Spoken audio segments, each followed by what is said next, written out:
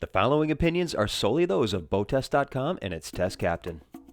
The design team at Prestige has recently rolled out a new yacht with the flying bridge moved aft so a retractable sunroof can be placed forward over the salon.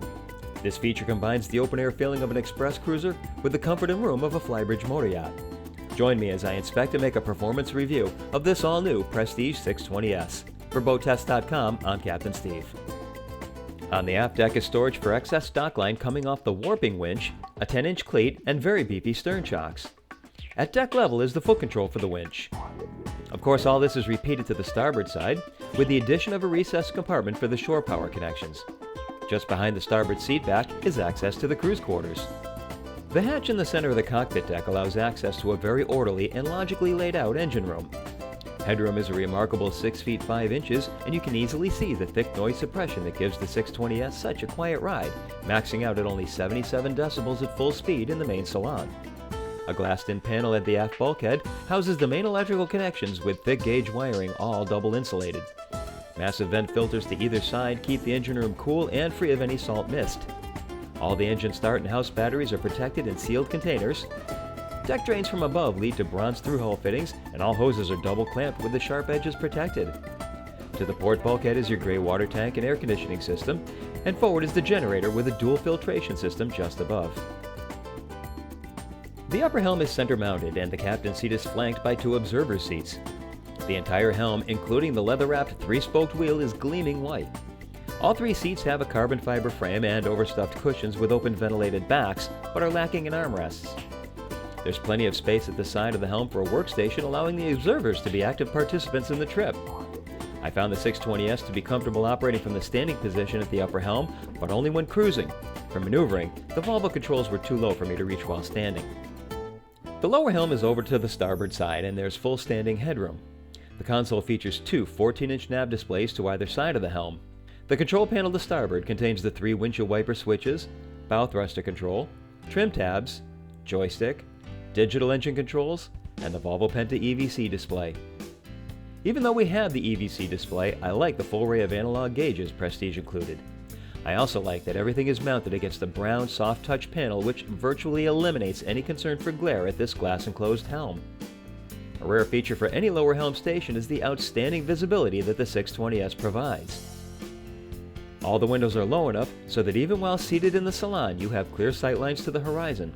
And even though they have to support the flybridge, the window mullions are narrow enough that visibility remains largely uninterrupted. The greenhouse effect of the glass is eliminated thanks to the air conditioning or electrically opening port and starboard side windows, and of course, the opening sunroof. I'd like to see a double wide helm seat, as no owner-operator wants to be sitting alone, and I always promote the benefit of having a second set of eyes looking forward. However, this seat did have dual switches for electrically raising or lowering and sliding the seat fore and aft, which is much appreciated. If you frequently med moor or back into a slip, then you might want to order this optional cockpit station for your 620S. Now let's get underway and see how this 620S handles. The Prestige 620S has a length overall of 63 feet 11 inches, a beam of 16 feet 9 inches, and a draft of 4 feet 3 inches. With an empty weight of 49,604 pounds, 3/4 fuel, and 5 people on board, we had a test weight of just over 54,000 pounds. The twin 700 horsepower IPS 900 diesels reached a top speed at 2,400 RPM, which had us running at 31.5 knots. At that speed, we had a fuel burn of 69 gallons per hour, which gave us a range of 304 nautical miles. Best cruise came in at 1750 RPM and 18.1 knots. At that speed, fuel burn was 36.5 gallons per hour for a range of 331 nautical miles.